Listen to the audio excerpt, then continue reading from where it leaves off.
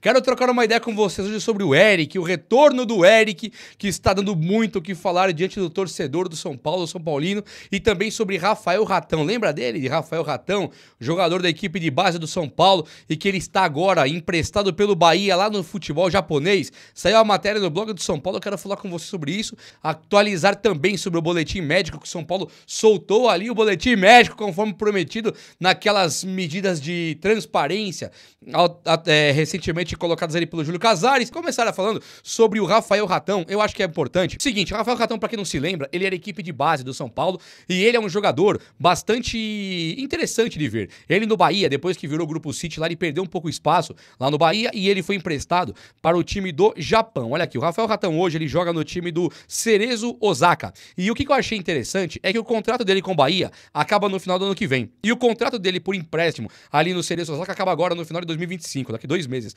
Ele tem, em 31 jogos, ele tem 13 gols e 13 assistências. É uma enormidade de gols. É um gol, menos do que um gol a cada 2 jogos. O cara tem feito gols mesmo, né? Um atacante de 27 anos, que é bem de 29 anos, que é bem interessante, era um cara do São Paulo. Ele é um jogador que joga mais pela ponta esquerda também, né? Isso que é interessante, cara de ponta esquerda, costuma fazer mais e tal. Ele foi embora do São Paulo meio que dispensado, porque ele estava dando mancada ali na sua fase de começo de carreira. E aí ele estava perdendo treinos, era um jogador que ia pra night, curtia a noite, perdia treino e tal. Ele mesmo entrou numa deprê pesada e ele agora deu uma entrevista aí falando o quanto que ele se arrepende desse momento, ganhava muito dinheiro na equipe de base e tal. Quantos não estão assim, né? Mas o Rafael Ratão volta pro Brasil agora no começo do ano que vem e o Bahia tem essa vontade de emprestar de novo. Será que caberia aí num São Paulo em reformulação que já vendeu vários caras como o Lucas Ferreira, o Henrique Carmo, né? O William Gomes, tem um monte que foi embora e o São Paulo vai ter que reformular, principalmente na ponta direita, caso ele ainda queira ter esse perfil de jogada que tá mais encaixado no sistema de 4-3-3. No time do Crespo de hoje, com 3 zagueiros, realmente o ponta direita tá um pouco difícil de jogar, né? Até o Tapia virou meio centroavante, o Ferreirinha virou um segundo atacante, o cara não tá jogando na ponta. Mas o Crespo não deu super certo com esse sistema de 3 zagueiros. Então mudanças vão acontecer, sobretudo quando voltarem Lucas Moura, Oscar e também o Caleri. Não tem mais espaço, não dá pra tirar esses caras, vai ter que colocar o Luciano com o Caleri, Lucas e Oscar, não tem como mexer em Pablo Maia e o Marcos Antônio, tem ainda o Bobadilha, não dá. O sistema de 3 zagueiros do São Paulo não deve perdurar. Então tá aí, só uma dica aí sobre o Ratão, o Rafael Ratão, uma coisa interessante aqui sim, mas não sei se o São Paulo vai também querer ir pra cima do cara e tal. Mas vamos lá, avançando, o São Paulo, ele tem hoje a possibilidade de colocar para jogar no próximo jogo já no Brasileirão o Lucas Moura, Oscar e também Marcos Antônio juntos, jogando pela primeira vez os 3 juntos. Isso nunca aconteceu, né? Se aconteceu, tava sempre um meio machucado, não tinha condição nenhuma. Agora nós temos um Marcos Antônio já voando de novo, um Oscar que possivelmente estará 100% recuperado agora nos próximos dias, aí quando voltar o Brasileirão depois dessa data FIFA, e o Lucas Moura também, que está fazendo apenas treino de aprimoramento físico. O Lucas Moura, nós devemos ter um Lucas Moura 100% quando voltar ao futebol agora. Então o Crespo não conseguiu utilizar direito, mas ele já foi esboçando ali um time com o Lucas, né? Colocando ele pra jogar, tentando fazer aquilo dar certo, e é possível sim que o São Paulo tenha agora Lucas, Oscar e Marcos Antônio. Me pergunta como ficará o time ali na frente, né? Marcos Antônio, Bobadilha, volantes resolvidos. 3 zagueiros, 2 laterais. Quantos faltam? 3 zagueiros, 5, 6, 7. Só tem 3 vagas na frente. Voltando Lucas e Oscar, considerando a titularidade desses dois, só sobra uma vaga para Ferreirinha, Luciano e também pro Tapia, que agora deu a volta por cima. Então é um São Paulo cheio de jogadores, hein? E isso também é bem bacana de ver. E esses caras estarão prontos para jogar, talvez já no primeiro jogo da volta agora do futebol brasileiro, do Campeonato Brasileiro. E também o Caleri, ele estará na semana que vem. O boletim médico de São Paulo foi divulgado. E o Caleri estará na semana que vem disponível para aprimorar a sua parte física. O técnico Hernan Crespo vai pegar o preparador físico ali e falar: vamos aí, Caleri, corre aí que chegou sua hora. É claro que devido a...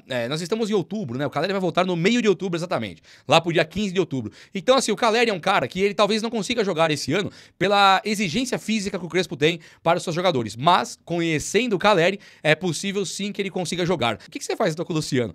É possível sim que o São Paulo de Crespo, assim que voltar o Caleri pro campo, tire o sistema de 3 zagueiros. Tá perigando já tirar o sistema de 3 zagueiros quando voltarem Lucas e Oscar. Então o Crespo, que não teve vida fácil na Copa do Brasil e também da Libertadores da América, ele pode colocar o time com 2 zagueiros apenas já nas voltas de Oscar e Lucas Moura. Eu estou empolgado, viu? Não tô gostando do sistema de 3 zagueiros. Às vezes dá certo, às vezes dá muito errado. Você vê, contra o Palmeiras, primeiro tempo jogou muita bola. Poxa, beleza, tá bom. Mas e contra a LDU, contra contra aquele Atlético Nacional, contra o Atlético Paranaense, contra o Ceará. Foram muitos jogos horrorosos, né? O São Paulo parece que ele foi melhor contra o Palmeiras, que era uma pedreira, contra o Fortaleza lá, que também não era fácil, e o São Paulo tá vacilando com esse sistema de 3 zagueiros. O Crespo vai ter, impreterivelmente, que mudar isso muito em breve. E vamos torcer, né? Pra que seja pelo menos com esse mundaréu de reforços que ele vai receber agora no final do ano. Emiliano Rigoni, ele tá correndo contra o relógio pra poder bater a meta no São Paulo, pra ter uma renovação automática do seu contrato. Eu vi que você tá pipocando de novo na mídia, eu só quero atualizar uma coisinha. Não precisa o Rigoni bater a meta para renovar com o São Paulo. Se ele bater a meta, ele renova automaticamente. Mas mesmo que ele não bata a meta, o São Paulo pode chamar o Rigoni e falar, vamos renovar, tá? Então tem gente que gosta, tem gente que não gosta, vai depender do Crespo. Pode ter certeza. Quem vai autorizar o Rigoni ficar no São Paulo ou não é o técnico Hernan Crespo. Até porque o Crespo já sabe desse gatilho contratual aí, que ele tem que cumprir X jogos, 45 minutos, acho que mais 12 ou 11 jogos, e fazendo 45 minutos, o Crespo, se tirar o cara 2 jogos do Brasileiro aí, praticamente ele não bate mais a meta. Então, o Crespo vai decidir se o Rigoni fica no São Paulo ou não, tá? E eu acho que a melhor pessoa que pode decidir ou não é o técnico Hernan Crespo. Devemos isso a ele. Ele tem que poder montar o time como ele quer. E se ele disser o Rigoni, eu quero, tem que entregar. Se ele disser eu quero o Tapia titular, tem que entregar. Se ele disser eu quero que vai me buscar o Claudinho do Zenit só, tem que buscar. Temos que dar ferramentas pro Crespo trabalhar e decidirmos de uma vez por todas que o Crespo é o ideal. O São Paulo, com essa diretoria que sumiu, desapareceu de maneira vexatória depois da Copa do Brasil e também da Libertadores da América, o técnico Hernan Crespo era o único porta-voz da torcida do São Paulo. Era a única satisfação que nós tínhamos numa entrevista, era do técnico Hernan Crespo, que deu a cara pra bater depois daquela eliminação vergonhosa da Copa do Brasil.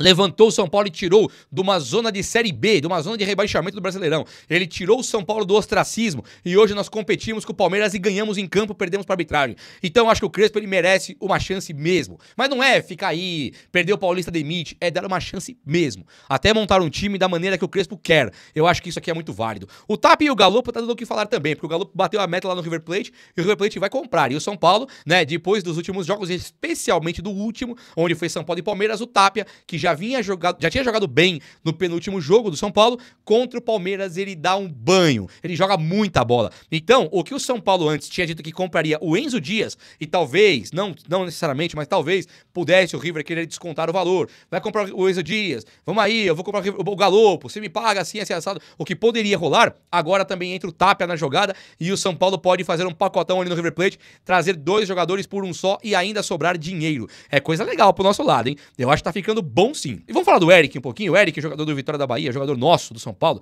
O Eric, só pra você ter uma ideia, eu tava olhando aqui a tabela do Brasileirão e o Vitória da Bahia está na 17ª colocação. O que isso quer dizer? 4 times, né? O último é o Sport, Juventude e Fortaleza. O Vitória é o 4º de baixo pra cima. O Vitória hoje ele tem 3 pontos a menos que o Santos. Então o Vitória, ele deve cair. Deve ser isso aqui mesmo, o rebaixamento. Não acho que o Inter caia, não acho que o Atlético Mineiro caia, nem Grêmio, nem Corinthians, tá muito longe já. Quem pode cair aqui? São 5 times. Sport, Juventude e Fortaleza. O Sport já foi. O Juventude, o Fortaleza, o Vitória e o Santos, eles estão muito perto ali, né? O Santos tem 28, 3 a mais do que o Vitória, que é o último da zona de rebaixamento. Mas o Juventude tem 23, o Fortaleza 24, o Vitória 25, o Santos 28. Esses times todos podem cair. O Santos tem uma sequência difícil, mas talvez não caia. Acho que o Santos tem mais time. O Vitória caindo. O São Paulo tem que pegar o Eric de volta urgentemente. Só pra te mostrar, o Eric ele tem empréstimo até o fim do ano que vem, lá com o Vitória da Bahia. O Eric fez 21 jogos esse ano, mas nem foram 21. Ele entrou 21. Ele não fez isso aqui tudo de titular. E ele está com 3 gols e 4 assistências. Não é bastante pra um time desmantelado, um time que tá brigando pra não cair, que deve cair. O Eric faz 7 gols, né? 3 gols e 4 assistências. Então, assim, é um jogador que ele veio pro São Paulo e ele veio e não deu certo, mas nós tínhamos o Zubeldia. E tínhamos o Henrique Carmo, nós tínhamos o Lucas Ferreira, nós tínhamos o William Gomes. Claro que não dá pro Eric jogar, nós tínhamos o Wellington Rato, nós tínhamos o Michel Araújo. Então o Michel Araújo vendido, o Wellington Rato dispensado, o William Gomes vendido, Henrique Carmo vendido, Lucas Ferreira vendido. Nós vendemos todo mundo. Hoje, o Eric é um tipo de jogador que talvez ele pode jogar até melhor do que o Rigoni, por exemplo. Então eu acho que o Vitória caindo, São Paulo pra mim ele tem a obrigação, mas é a obrigação mesmo, de ir lá e buscar o Eric. Falar, Vitória, eu quero de volta, vamos aí, o Vitória ainda tem contrato, não, libera aí Série B, pagar salário, vai te complicar, quero, vamos fazer assim, assim, assado. É um bem bolado muito tranquilo. O Eric, ele tem 27 anos, o Eric é novo. O Cebolinha tá com 29, cara. Tá quase com 30 já, do Cebolinha do Flamengo, que eu acho que é um dos melhores da posição. Hoje, você olha aqui pro Eric, ele tem 27. Não é jogador igual Cebolinha, é claro, mas é um jogador que quando o São Paulo vende todo mundo, ele pode ser extremamente importante jogando aqui. E o São Paulo, apesar de estar em reformulação e poder ano que vem estar bilionário, com dinheiro sobrando, dependendo do que vai acontecer com essa SAF que está se desenhando aí, o São Paulo, se estiver numa contenção de despesas, Crespo, se vire com o que tem, eu acho que um cara igual o Eric é muito mais realidade no futebol do que um Santiago Longo, do que um Jamal Lewis, um Paul Fernandes que acabou não vindo. Esse tipo de cara que o São Paulo acaba não contratando, ou contratando e já dispensando, o Eric é muito mais realidade.